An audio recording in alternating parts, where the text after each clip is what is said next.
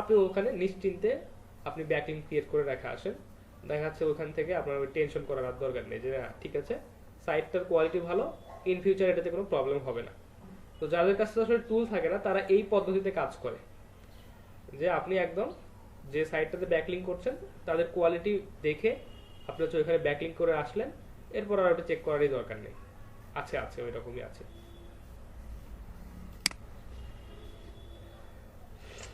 জি sir, বুঝতে পারছি। আসলে ফ্রি। স্যার আরেকটা বিষয় জি বল। হচ্ছে, একটু বলি ঠিক আছে। যে আমরা হচ্ছে প্রথমে ডিএপি চেক করলাম, স্প্যামিং রেট সবকিছু চেক করলাম, চেক করার পর আমাদের কাছে ভালো মনে হলো, তখন আমরা সেখানে ব্যাকলিংক ক্রিয়েট করলাম। জি। পরবর্তীতে মনে করেন নাইলেও 6 মাস পর যদি গিয়ে আমরা আরেকবার চেক করে দেখি, তখন আমরা দেখলাম যে ডিএপি একটু বেড়ে গিয়েছে, স্প্যামিং বেড়ে গিয়েছে, এভাবে দেখলাম। কিন্তু আমাদের যে লিঙ্কটা আছে, সেই লিঙ্কটাতে গিয়ে আমরা কি পরিবর্তনটা দেখতে পারবো যে আমাদের ভালো হচ্ছে কি খারাপ হচ্ছে? লিঙ্কটাতে পরিবর্তন দেখতে পাবেন না, কিন্তু সাইট আপনি যেখানে ব্যাকলিঙ্ক ক্রিয়েট করে আসছেন সেখানে পরিবর্তন দেখতে পাবেন। অর্থাৎ লিঙ্কটা আপনি যেখানে দিচ্ছেন তার পরিবর্তন আপনাকে দেখতে হবে। এখন লিঙ্কের কি পরিবর্তন দেখবেন? লিঙ্কের তো কোনো পরিবর্তন নাই। লিঙ্ক আপনি যেরকম জি দিয়ে স্যার, আসছেন লিঙ্কটা যেভাবে আমরা বুকমার্ক করছি সেভাবেই তো থেকে যাবে। সেভাবেই থেকে যাবে। কিন্তু আপনি যেখানে করে আসছেন, অর্থাৎ আপনি যে মানে জায়গাতে বা যে পেজটাতে আপনার লিঙ্কটা রেখে আসছেন ওই পেজটার লুক আপ আপনি করতে পারেন। আপনার লিঙ্ক তো যা দিয়ে আসছেন সেটাই আছে।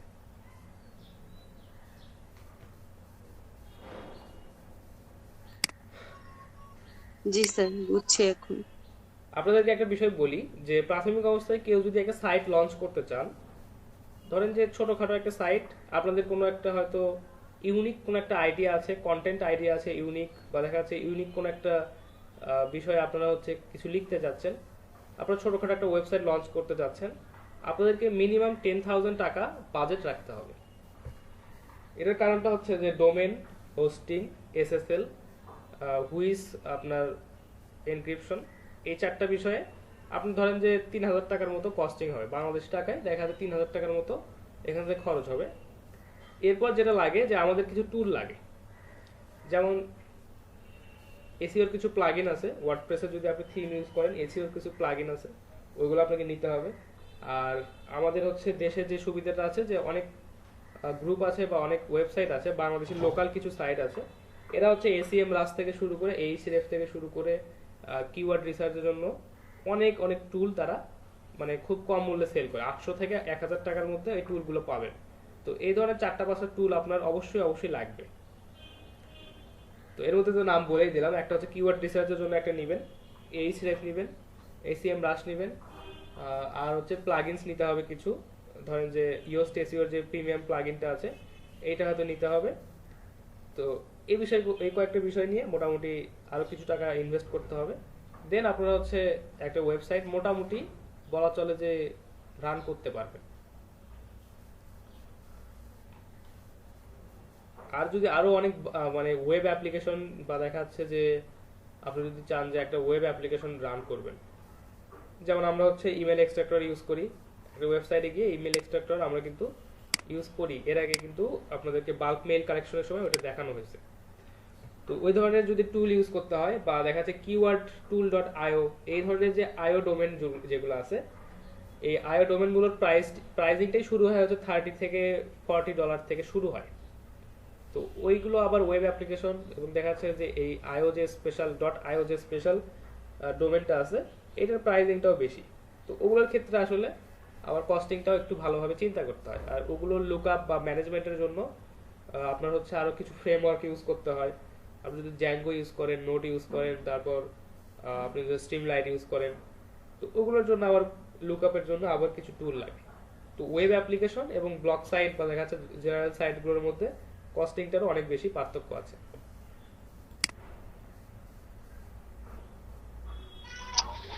স্যার হচ্ছে আমরা হচ্ছে যেমন যেমন করে ওয়েবসাইটে সবকিছু করতে পারি, আমরা হচ্ছে ব্লগ সাইটেও তো সেভাবেই মানে সেরকমই প্রসিডিউর ফলো করবো, তাই না?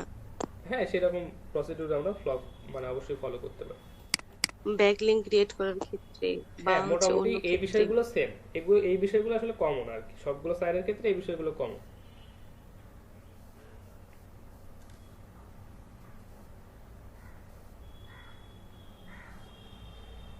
আচ্ছা, ঠিক আছে। আর কোনো প্রশ্ন না থাকলে ক্লাসের দিকে যাই, একটু কিছু বিষয় আলোচনা করতে হবে, এগুলো একটু গুরুত্বপূর্ণ বিষয়, বা এগুলো আসলে দেখা যাচ্ছে কোর্স শেষে মানে কোর্স শেষ হয়ে গেল কিন্তু এগুলো যদি শেষ না করি তাহলে এই বিষয়গুলো অজানা থেকে যাবে। আচ্ছা স্যার, বর্তমানে আপাতত আর কোনো সমস্যা নেই, আপনি ক্লাস শুরু করেন। ঠিক আছে।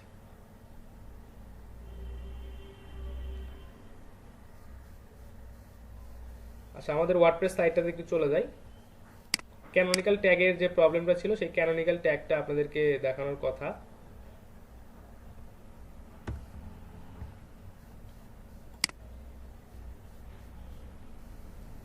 আচ্ছা, ইওস্ট এসইও প্লাগইনটা আপনারা প্র্যাকটিস করেছেন সবাই? জি স্যার, প্র্যাকটিস করছি।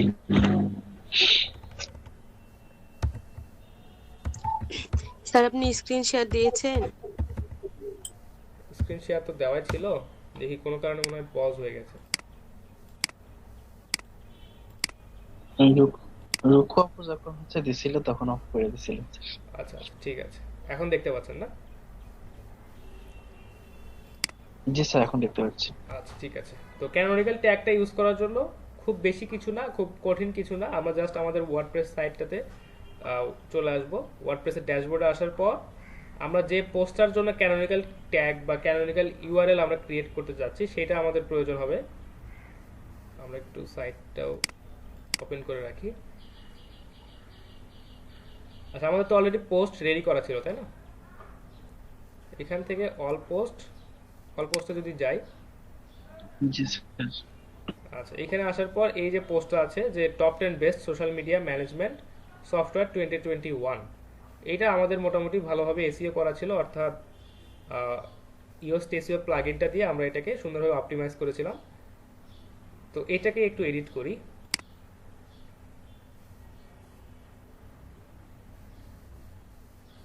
আচ্ছা, এডিট অপশনটাতে আসার পর আপনারা যে বিষয়টা দেখবেন যে এইখানে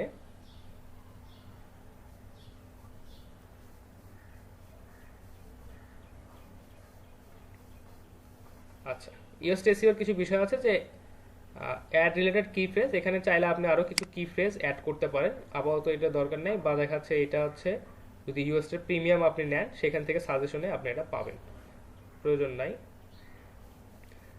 আচ্ছা, আমরা জাস্ট অ্যাডভান্স অপশনটাতে চলে যাব। এখানে আসার পর একটা ক্যানোনিক্যাল ইউআরএল দেওয়ার অপশন এখানে আছে। তো আমরা চাচ্ছি যে আমাদের এই পোস্টটা র্যাঙ্ক করুক, কিন্তু আমাদের এই পোস্টের জন্য মানে রিডাইরেক্ট হয়ে আমাদের হোম পেজটা এখান থেকে র্যাঙ্ক হবে বা দেখা যাচ্ছে ইন্ডেক্স হবে। একটু বিষয়টা আরেকটু ভালোভাবে বলি যে আপনারা হয়তো দেখা যাচ্ছে একই ধরনের মাল্টিপল পোস্ট আপনারা এখানে রাখছেন। তো ক্যানোনিক্যাল ট্যাগটা কেন ইউজ করা হয় আপনাদের কি মনে আছে? জি স্যার। কেন বলেন তো? স্যার অনেক সময় দেখা যায় যে আমাদের সাইডে লেখা কম, বা আমরা লেখা বাড়ানোর জন্য একই প্রোডাক্ট রং ভিন্ন বা এমনি সামান্য কিছু পার্থক্য আছে, এরকম প্রোডাক্ট গুলো আমরা লিখে থাকি। তো যখন গুগল রিড করবে তখন যদি দেখে আমরা ডুপ্লিকেট কন্টেন্ট রাখছি, তো সেক্ষেত্রে আমাদের পেনাল্টি আসতে পারে। সেজন্য আমরা কি করব, যে আমরা গুগলকে বলবো দুইটা পেজকে একটা পেজ হিসেবে কাউন্ট করো, কিন্তু লেখা আমাদের পেজে দুইটাই থাকবে। হ্যাঁ, এক্স্যাক্টলি এই বিষয়টা। তো আমাদের আলটিমেটলি টার্গেট থাকে যে আমাদের দুইটা পেজ মিলে একটা পেজকে আমরা র্যাঙ্ক করব। এটা হচ্ছে আমাদের আলটিমেটলি টার্গেট থাকে যে আমাদের দুইটা কন্টেন্ট আছে বা দুইটা পেজ আছে, এই দুইটা কন্টেন্ট বা দুইটা পেজের জন্য আমরা একটা মাত্র পেজকে র্যাঙ্ক করব।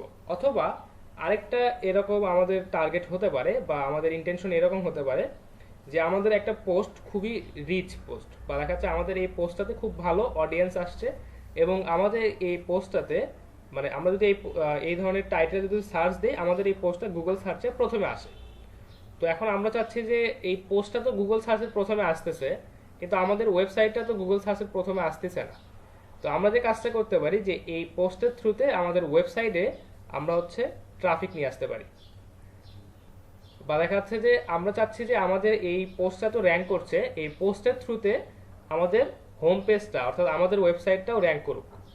এইটা একটা ইন্টেনশন হতে পারে। এই হচ্ছে দুইটা ইন্টেনশন ক্যানোনিক্যাল ট্যাগ ইউজ করার।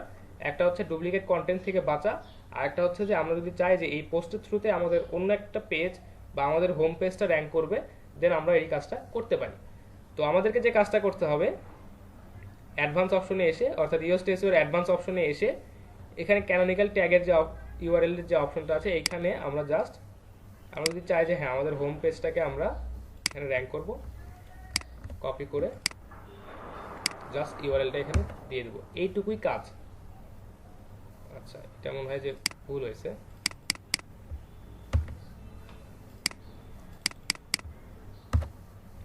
এইটুকুই জাস্ট কাজ। এখন আপনি চাচ্ছেন যে ডুপ্লিকেট কন্টেন্ট, তাই না, যে দুইটা কন্টেন্ট একই ধরনের আছে। ধরেন যে আপনার এই হ্যালো ওয়ার্ল্ড এবং হচ্ছে এই top 10 best social media management software 2021, এই দুইটাকে আপনি একটাতে মার্চ করতে চাচ্ছেন, অর্থাৎ এই দুইটা পোস্টের জন্য শুধুমাত্র যে কোনো একটা পোস্ট এখানে র্যাঙ্ক করবে বা ইন্ডেক্স হবে। জাস্ট আপনি এই হ্যালো ওয়ার্ল্ড পোস্টটাতে যাবেন, এদের ইউআরএলটা নেবেন, যে পোস্টের সাথে এটাকে ক্যানোনিক্যাল করতে চাচ্ছেন সেখানে জাস্ট লিঙ্কটা দিয়ে দিবেন। তাহলে আপনার এই যে হ্যালো ওয়ার্ল্ড যে পোস্টটা আছে এইটা আর আলাদাভাবে ইন্ডেক্স করবে না। এইটাতে যদি কখনো ট্রাফিক আসে তখন হচ্ছে ওই ট্রাফিকটা বা ওইটার থ্রুতে ইন্ডেক্স হবে আমাদের এই পোস্টটা।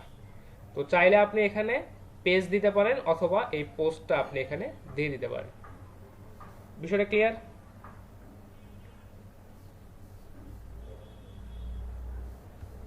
ক্লিয়ার ক্লিয়ার করা হলো। লাগবে স্যার, সেটা হচ্ছে। আচ্ছা আচ্ছা, ঠিক আছে। আমরা হচ্ছে একই রকম লিখছি, দুইটাই ধরলাম যে একই রকম হ্যাঁ কন্টেন্ট। তো আমরা দুইটাকে হচ্ছে ক্যানোনিক্যাল ট্যাগ ইউজ করে রাখবো। তো আমরা দুইটার মধ্যে হ্যালো ওয়ার্ল্ড অথবা সোশ্যাল মিডিয়া বা এই দুইটার মধ্যে যে কোনো একটা পোস্ট হচ্ছে ক্যানোনিক্যাল ইউআরএল এখানে দিলেই কি হয়ে যাবে সেটা? হ্যাঁ, এখানে জাস্ট ইউআরএলটা দিয়ে দিবেন তাহলেই হয়ে যাবে। ধরেন যে এখানে যে দুইটা পোস্ট আমি আপনাদেরকে দেখাচ্ছি, একটা হচ্ছে হ্যালো, দুইটার মধ্যে যে কোনো একটা। এখানে যে দুইটা পোস্ট আপনাদেরকে দেখাচ্ছি, একটা হচ্ছে হ্যালো ওয়ার্ল্ড আর একটা হচ্ছে টপ 10 সোশ্যাল মিডিয়া টুলস 2021, এরকম কিছু, তাই না? তো ধরেন যে এই দুইটা পোস্ট একই রকম, বা দেখা যাচ্ছে এই দুইটা পোস্ট হচ্ছে ডুপ্লিকেট পোস্ট বা ডুপ্লিকেট কন্টেন্ট। তো এই দুইটা পোস্টকে আমি মার্চ করে একটাতে রাখতে চাচ্ছি। সেটা হচ্ছে যে এই যে টপ 10 সোশ্যাল মিডিয়া টুলস 2021 বা top 10 best social media management software 2021, এইটার সাথে মার্চ করে আমি এই হ্যালো ওয়ার্ল্ড এই ডুপ্লিকেট কন্টেন্টটাকে রাখতে চাচ্ছি। দেন জাস্ট এই হ্যালো ওয়ার্ল্ডের যে ট্যাগটা আছে বা হ্যালো ওয়ার্ল্ডের যে ইউআরএলটা আছে এটা হচ্ছে আমি জাস্ট ক্যানোনিক্যাল ইউআরএল দিয়ে দেবো। তাহলে এটা এই দুইটা পোস্টকে ক্যানোনিক্যাল ট্যাগ দ্বারা অ্যাড করা হয়ে যাবে। বুঝতে পারছেন এবার? জি জি স্যার, স্যার। এবার বুঝতে পারছি। ঠিক আছে। আপনি চাইলে এখানে অন্য একটা পেজকেও দিতে পারেন, যেমন ধরেন যে আপনাদের ওয়েবসাইটে যে হোম পেজ আছে, এসইও আছে, বা এগুলো কিন্তু আলাদা আলাদা পেজ আছে এখানে। আপনি চাইলে এখানে কোনো পেজের ইউআরএলও আপনি দিয়ে দিতে পারেন, কোনো অসুবিধা নেই। আচ্ছা, এখানে আরেকটা বিষয় আছে, সেটা হচ্ছে যে মেটা রোবটস অ্যাডভান্স, এটা একটু দেখতে হবে। সেটা হচ্ছে যে নো আর্কাইভ, হচ্ছে নো স্নিপেট। যেটা এখানে বিষয়টা হচ্ছে যে মেটা রোবটস অ্যাডভান্সে যেটা বোঝাচ্ছে যে আপনি যদি এখানে আর্কাইভ করে রাখেন তাহলে কি হবে যে আপনার এই পোস্টটার ছোট ছোট স্নিপেট যদি ভাগ করা হয় বা ছোট ছোট পোর্শনে যদি ভাগ করা হয়, এই ছোট ছোট পোর্শনগুলো কিন্তু র্যাঙ্ক করতে পারে অনেক সময়। আপনারা অনেক সময় দেখবেন, আমি যদি সার্চ দেই,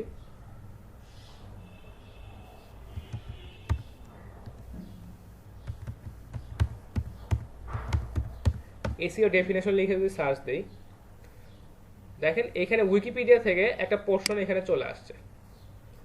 এইটার যে ডেফিনেশন হিসেবে এখানে একটা পোর্শন চলে আসে, এটা কিন্তু পুরো কন্টেন্টটা এখানে আসে নাই, কন্টেন্টের একটা পোর্শন এখানে সুন্দরভাবে আমাদেরকে রেজাল্টে শো করছে।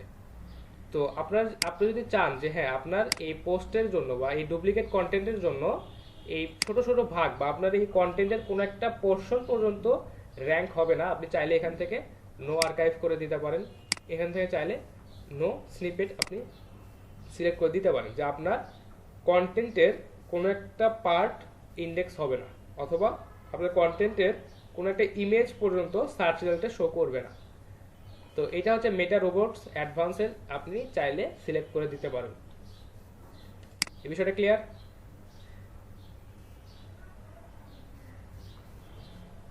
জি স্যার। ঠিক আছে। আচ্ছা, এই ছিল হচ্ছে আপনাদের মেটা ক্যানোনিক্যাল ট্যাগের কিছু বিষয় বা ক্যানোনিক্যাল ইউআরএল এর বিষয়। এটা আসলে তখনই প্রযোজ্য যখন আপনারা হচ্ছে কন্টেন্টের সংকটে ভুগতেছেন, যে আপনাদের এখানে কন্টেন্ট নাই, ডুপ্লিকেট কন্টেন্ট পাবলিশ করে রাখতেছেন। তো এটা কখনোই বেস্ট প্র্যাকটিস না, বা এটা কখনোই ভালো প্র্যাকটিস হয় না। তবে আমরা যে সেকেন্ড যে ইন্টেনশনটা বললাম, যে আপনারা চাচ্ছেন যে আপনার একটা কন্টেন্ট র্যাঙ্ক করে গেছে গুগলে, কিন্তু আপনার পেজটা বা আপনার ওয়েবসাইটটা র্যাঙ্ক করে নাই, দেন আপনি চাইলে এই দুইটাকে মার্জ করতে পারেন, এবং ক্যানোনিক্যাল ট্যাগ দ্বারা যদি আপনি এই দুইটাকে অ্যাটাচ করেন, তাহলে দেখা যাচ্ছে যে আপনার ওই পোস্টের থ্রুতে আপনার ওয়েবসাইটে ট্রাফিক আসতেছে। আমি অন্য একটা যেটা পোস্টে র্যাঙ্ক করতেছে না, এই ইউআরএলটা নিচে যদি আমি ক্যানোনিক্যাল লিংকে দিয়ে দেই, তখন হচ্ছে এখান থেকে হচ্ছে একটা ভালো মানের ট্রাফিক জেনারেট করতে হ্যাঁ, এটাও পসিবল, পারবো, তাই এটাও একটা ক্যানোনিক্যাল তো একটা স্যার? ইন্টেনশন হতে পারে।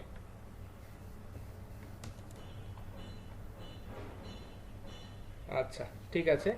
তো আপনাদেরকে যে কাজটা করতে হবে, যে এই ইউএসটিসিও প্লাগইনটা প্র্যাকটিস করতে হবে, কারণ এইটাতে যদি আপনি প্র্যাকটিস না করেন এই বিষয়গুলো আপনাদের খেয়াল থাকবে না।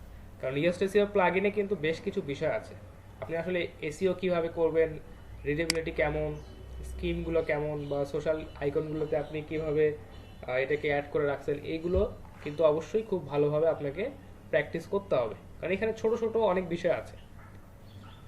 এই বিষয়গুলো আসলে প্র্যাকটিস না করলে মনে রাখাও পসিবল না, এবং দেখা যাচ্ছে যে ইন ফিউচার এগুলো হয়তো ইউজ করে আপনি খুব ভালো একটা রেজাল্ট পাবেন না। আমাদের এখানে দেখেন এসইও রেজাল্ট বলতেছে এসইও গুড, রিলায়েবিলিটি গুড, তারপর দেখা যাচ্ছে যে আমাদের এসইও যে স্কোরটা, ওভারঅল যে স্কোরটা, এটা কিন্তু অনেক ভালো দেখাচ্ছে এখান থেকে। তো আপনারা অবশ্যই প্র্যাকটিস করবেন, এবং দেখা যাচ্ছে যে কন্টেন্ট লিখে দেন ওই কন্টেন্টগুলোর এসইও করে আপনারা পাবলিশ করার চেষ্টা করবেন। স্যার, হচ্ছে আপনার এসিওটা একটু ক্লিক করেন তো দেখি গুড রেজাল্ট গুলো। এসইওতে, আচ্ছা, এসইওতে কোনো জি। প্রবলেম দেখাচ্ছে না। এই যে এসইও বলতেছে যে আমাদের যে এসইও এসিও টাইটেলটা, স্যার অ্যানালাইসিসের এখানে ক্লিক করলে মনে হয় দেখা যাবে আচ্ছা এখানে সবগুলো এসিও। পার্টি দেখতে হবে, কারণ এসইও যে এই পোর্শনটা আছে এইটার মধ্যে আমাদের এই এসইও টাইটেলটা অবশ্যই গুরুত্বপূর্ণ। এসইও টাইটেলটা ঠিক থাকতে হবে, এসইওর যে স্ল্যাগটা আছে এটা ঠিকঠাক আছে, মেটা ডেসক্রিপশন অবশ্যই ঠিকঠাক আছে। এটা কিভাবে করতে হয় এটা তো আপনাদেরকে অবশ্যই দেখানো হয়েছে, যে মেটা ডেসক্রিপশন কিভাবে পারফেক্ট একদম গ্রিন সিগন্যাল নিয়ে আসবেন। আচ্ছা, এসইও অ্যানালাইসিসে যদি যাই, এখানে বলছে কি ফ্রেজ ইন টাইটেল, এটা চাইলে আমরা ইমপ্রুভ করতে পারি, আদারওয়াইজ এটা ইমপ্রুভমেন্ট, এটা ম্যান্ডেটরি না, আপনি চাইলে এটা ইমপ্রুভ করতে পারেন, আদারওয়াইজ নাও করতে পারেন। এখানে বলছে আউটবাউন্ড লিঙ্কস আছে, ইন্টারনাল লিঙ্কস আছে, কি ফ্রেজ ইন্ট্রোডাকশন আছে এটা। এরপর বলছে কি ফ্রেজ লেন্থ, যেটা এটাও খুব ভালো লেন্থের একটা কি ফ্রেজ আমরা ইউজ করছি।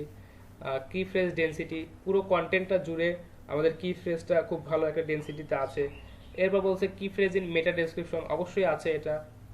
মেটা ডেসক্রিপশন লেন্থ, এটাও খুব ভালো, মানে 150 থেকে 160টা ক্যারেক্টারের মধ্যে আছে। প্রিভিয়াসলি কি বলছে, প্রিভিয়াসলি ইউজড কি ফ্রেজ,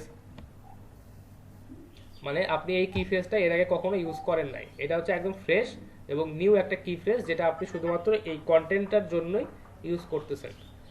এবার বলছে কি ফ্রেজ ইন সাবহেডিং, সাবহেডিংগুলোতে কি ফ্রেজ আছে, বলছে three of your H2 and H3 subheading reflects that the topic of your copy, good job. আচ্ছা, তারপর ইমেজ অল্টার ট্যাগে ইমেজ অল্টার অ্যাট্রিবিউটসগুলো অ্যাড করা আছে।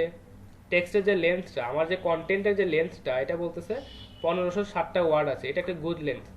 আপনাদেরকে বলেছিলাম যে কন্টেন্টের জন্য ভালো লেন্থ কত, মিনিমাম কত ওয়ার্ড থাকতে হয়, 1200 থেকে, 1200। হ্যাঁ 1200। হ্যাঁ 1200 থেকে 1200 2000, পারফেক্ট।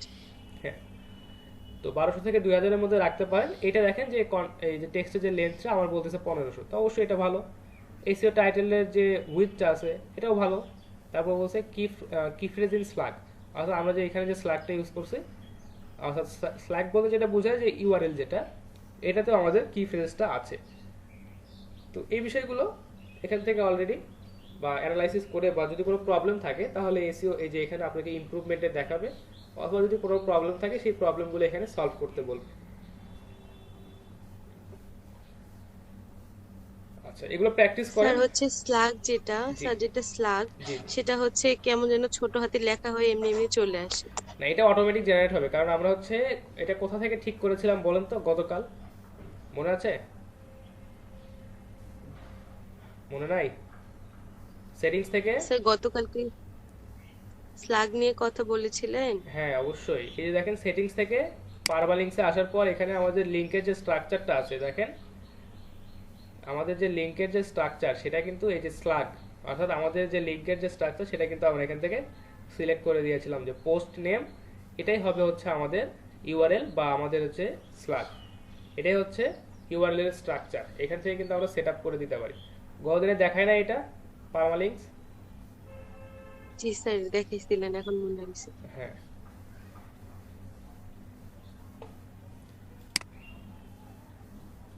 আচ্ছা। অ্যাকচুয়ালি আপনাদেরকে খুব ভালোভাবে প্র্যাকটিস করতে হবে, কারণ ক্লাসে যেটাই যত কিছুই দেখায় না কেন বা যত কিছুই বলি না কেন, যদি প্র্যাকটিস না করেন এই বিষয়গুলো আসলে উপলব্ধি করা পসিবল না যে আসলে কোথায় কি। ক্লাসে দেখে যাচ্ছেন মনে হচ্ছে যে হ্যাঁ পারবো, কিন্তু কাজ করতে গিয়ে আসলে ওইভাবে হয় না, অত সহজ না বিষয়গুলো। ওটা ভালো বিষয়।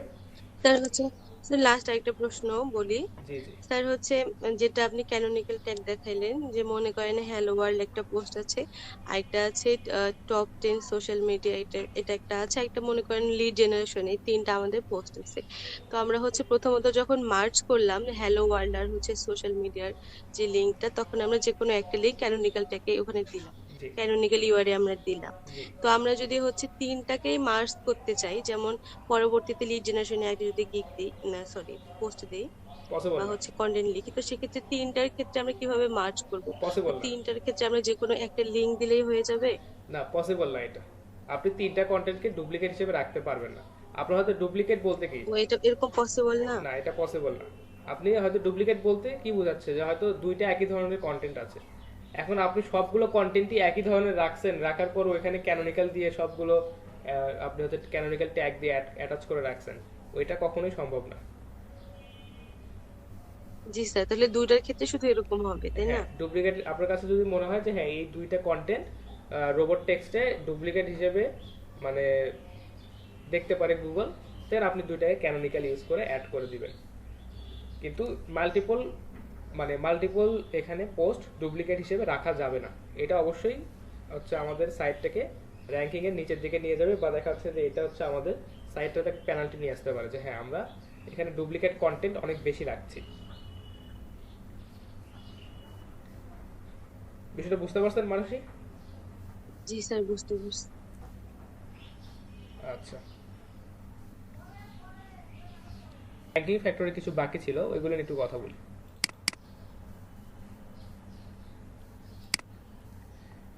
আচ্ছা, র্যাঙ্কিং ফ্যাক্টর সম্ভবত 115টার মতো মনে হয় যে বলেছিলাম আর কি।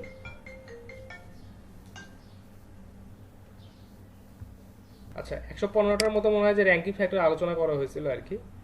তো বাকিগুলো একটু দেখানোর চেষ্টা করি, যেহেতু সময়ও খুব কম। ব্রেকের পরও ইনশাল্লাহ এইগুলো নিয়ে আলোচনা করব। আচ্ছা, সেটা বলছে negative link velocity. Negative link velocity এবং পজিটিভ লিঙ্ক ভেলোসিটি এটা অবশ্যই আমাদেরকে মেজার করে দেখতে হবে যে আসলে যে লিঙ্কগুলো আমরা করছি বা দেখা যাচ্ছে যে ব্যাকলিঙ্ক যেগুলো আমরা করছি এগুলোতে কোনগুলো নেগেটিভে যাচ্ছে, কোনগুলো হচ্ছে পজিটিভের দিকে যাচ্ছে। অর্থাৎ ভেলোসিটি বলতে যে আপনি হচ্ছে 7 দিন আগে একটা লিঙ্ক করে আসছেন, ওই লিঙ্কটা দেখা যাচ্ছে 7 দিনের মধ্যেই একটা নেগেটিভ লিঙ্কে আপনার জন্য পরিণত হচ্ছে। আর দেখা যাচ্ছে আপনি একটা লিঙ্ক করে আসেন, ওটা 1 মাস পরে একটা নেগেটিভ লিঙ্ক হিসেবে আপনার জন্য কাজ করছে। তো বিষয়টা এরকম যে যেটা 7 দিনের মধ্যে হচ্ছে এটার ভেলোসিটিটা বেশি, আর যেটা 1 মাস বা 2 মাস পর হচ্ছে এটার ভেলোসিটিটা কম। তো নেগেটিভ এবং পজিটিভ লিঙ্ক ভেলোসিটি এটা আমাদেরকে দেখতে হবে যে একটা সাইডে আমি জাস্ট গেলাম ব্যাকলিঙ্ক করলাম, সাথে সাথে ওটা নেগেটিভ লিঙ্ক হয়ে গেল, বা দেখা যাচ্ছে আমার জন্য একটা পেনাল্টি নিয়ে আসলো। তো এই ধরনের নেগেটিভ লিঙ্কের ভেলোসিটি বা নেগেটিভ লিঙ্কের ভেলোসিটি যদি বেশি হয় তাহলে আমাদের সাইটের জন্য এটা একটা ক্ষতিকর দিক হতে পারে।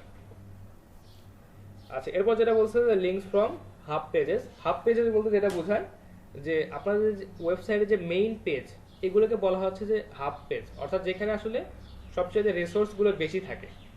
আমরা যদি একটা সাইটের হোম পেজে যদি যাই, দেখেন আমাদের এটা হচ্ছে হোম পেজ। এই হোম পেজে আসার পরে এখানে কিন্তু সবচেয়ে রিসোর্স বেশি, অর্থাৎ এই যে ক্যাটাগরিগুলো এখানে দেওয়া আছে, এখানে কন্টেন্ট, লেটেস্ট কন্টেন্ট, তারপর হচ্ছে যে রিসেন্ট পোস্ট, আমাদের সোশ্যাল মিডিয়া, তারপর হচ্ছে যে এখানে হয়তো কন্ট্যাক্ট ইনফরমেশন, প্রাইভেসি পলিসি বা সবকিছু কিন্তু আমাদের হোম পেজে বেশি থাকে। তো এটা বলছে যে আমরা যদি এই হোম পেজ থেকে যদি লিঙ্ক পাই, অর্থাৎ লিঙ্কস ফ্রম হাফ পেজ, আমরা যদি এই হোম পেজ বা হাব পেজ থেকে যদি আমরা লিঙ্ক পাই, তাহলে এটা আমাদের জন্য একটা পজিটিভ র্যাঙ্কিং ফ্যাক্টর হিসেবে কাজ করে।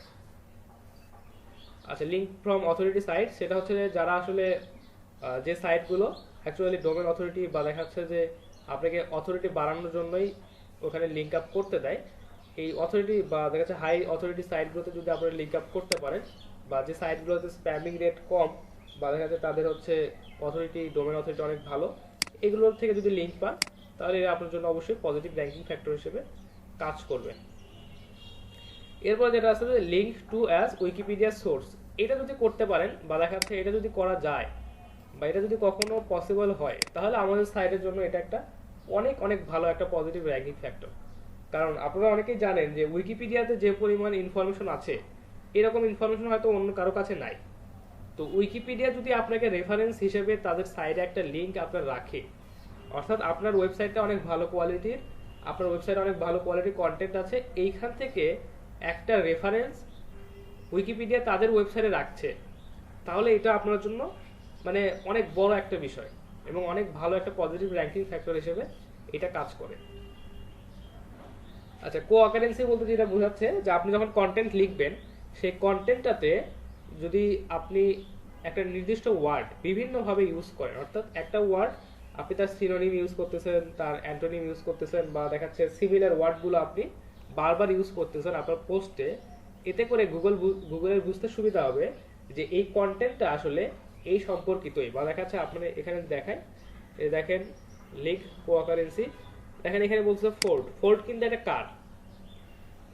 কার, এরপর বলছে টেক এ টেস্ট ড্রাইভ কিসের ক্ষেত্রে হয়? বেশিরভাগ ক্ষেত্রে কারের ক্ষেত্রে হয়।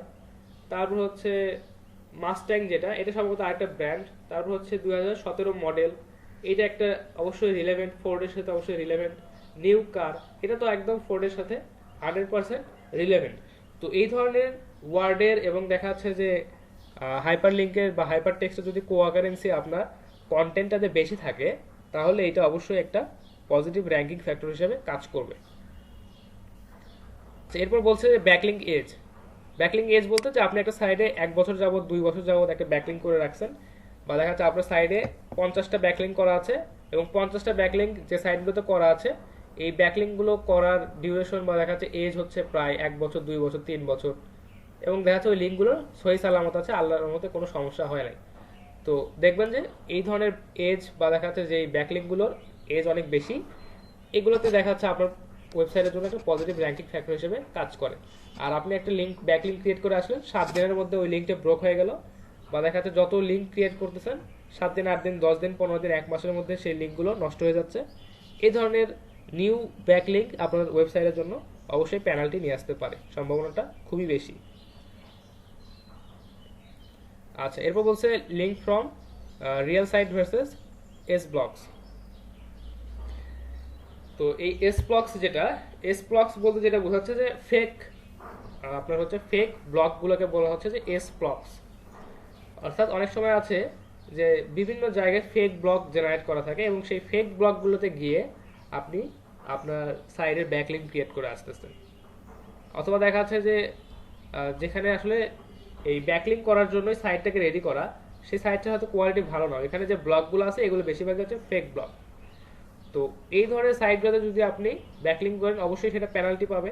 যদি রিয়েল সাইটগুলোতে যদি আপনি ব্যাকলিঙ্ক ক্রিয়েট করে থাকেন, তাহলে এটা অবশ্যই আপনার জন্য বেটার।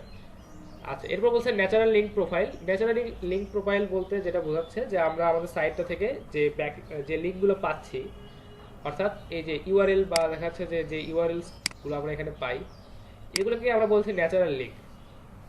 এই লিঙ্ক বিল্ডিংয়ের আরও অনেক টেকনিক আছে, বা দেখা যাচ্ছে যে ন্যাচারাল লিঙ্ক প্রোফাইল বা এই লিঙ্কগুলো যে আপনি যখন ক্রিয়েট করছেন বা যখন কোনো প্রোফাইলে এই লিঙ্কগুলো দিচ্ছেন, এই লিঙ্কগুলো যদি ন্যাচারাল হয়, তাহলে এইটা আপনার জন্য অবশ্যই একটা বেটার, মানে একদম পজিটিভ র্যাঙ্কিং ফ্যাক্টর হিসেবে কাজ করবে।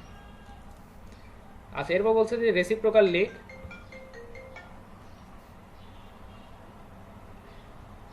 আচ্ছা, এরপর বলছে যে রেসিপ্রোকাল লিঙ্ক, সেটা বলছে Google link scheme, page list, আচ্ছা এক্সিকিউটিভ লিঙ্ক, এক্সচেঞ্জিং। আচ্ছা, ঠিক আছে। রেসিপ্রোকাল লিঙ্ক বলতে যেটা বোঝাচ্ছে যে বারবার আপনি হচ্ছে লিঙ্ক এক্সচেঞ্জ করছেন, অর্থাৎ এই লিঙ্কটাকে আপনি একটা কন্টিনিউয়াস ফ্লোর মধ্যে ঘোরাচ্ছেন। সেটা কিভাবে, যে ধরেন আহসানের একটা ওয়েবসাইট আছে, মানুষের একটা ওয়েবসাইট আছে, শাহরিমার একটা ওয়েবসাইট আছে, তপুর একটা ওয়েবসাইট আছে। তো আহসান কি করছে, যে মানুষীকে ব্যাকলিঙ্ক দিচ্ছে, মানুষই তপুকে দিচ্ছে, তপু শাহরিমাকে দিচ্ছে, শাহরিমা আবার আহসানকে দিচ্ছে। এই যে রেসিপ্রোকালি যে এই বিষয়টা যে বা এই চেইনটা যে কন্টিনিউ হচ্ছে, এইটা যদি গুগল বুঝতে পারে তাহলে আপনাদের প্রত্যেকটা সাইডেই প্যারালটি যাবে। তো এটা কখনোই করা যাবে না। আচ্ছা, এই রেসিপ্রোকাল যে লিঙ্কের যে স্কিমটা আছে এটাকে অবশ্যই অ্যাভয়েড করতে হবে।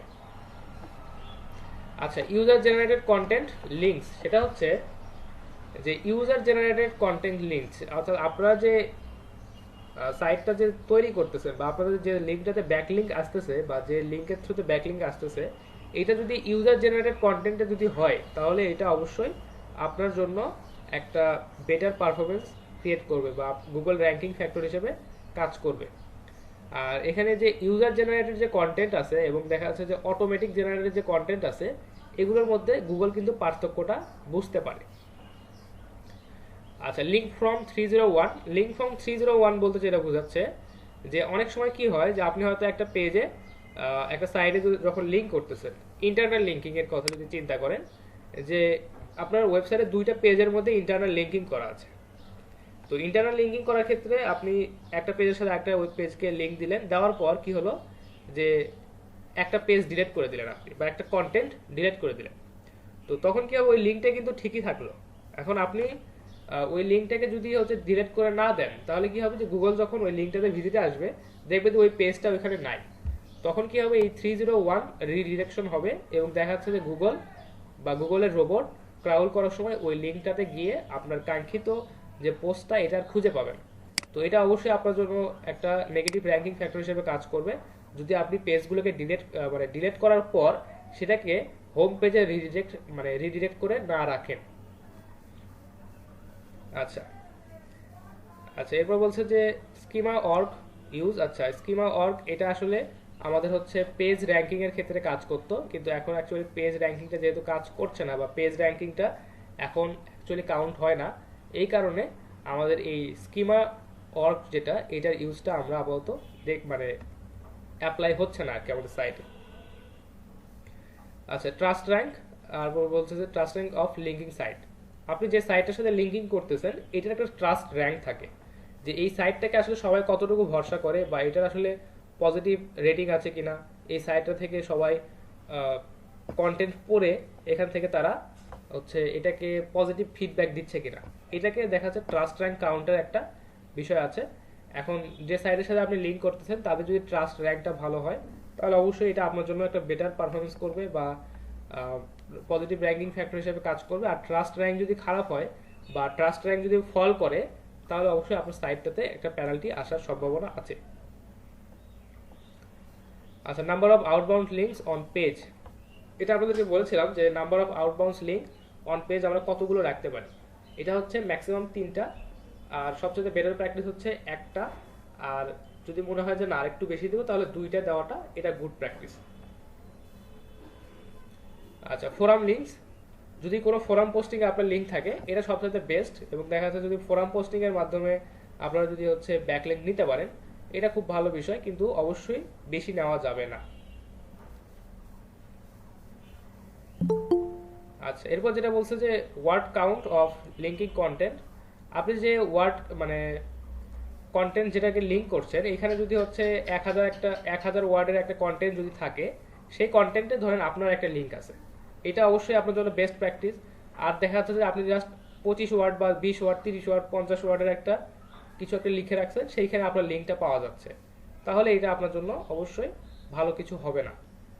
অর্থাৎ যদি কমপ্লিট একটা আর্টিকেলে বা কমপ্লিট একটা পোস্টে যদি আপনার আপনার ব্যাকলিঙ্কটা থাকে তাহলে এটা অবশ্যই আপনার জন্য একটা পজিটিভ র্যাঙ্কিং ফ্যাক্টর হিসেবে কাজ করবে। আর শুধুমাত্র ওই লিঙ্কটা দেওয়ার জন্যই বা লিঙ্কটা দেওয়ার উদ্দেশ্যেই হয়তো আপনি 2-4টা কথাবার্তা লিখে ওই লিঙ্কটা পোস্ট করে দেন, এটা অবশ্যই গুগল বুঝতে পারে এবং দেখা যাচ্ছে যে এটা আপনার জন্য নেগেটিভ একটা র্যাঙ্কিং ফ্যাক্টর হিসেবে কাজ করতে পারে।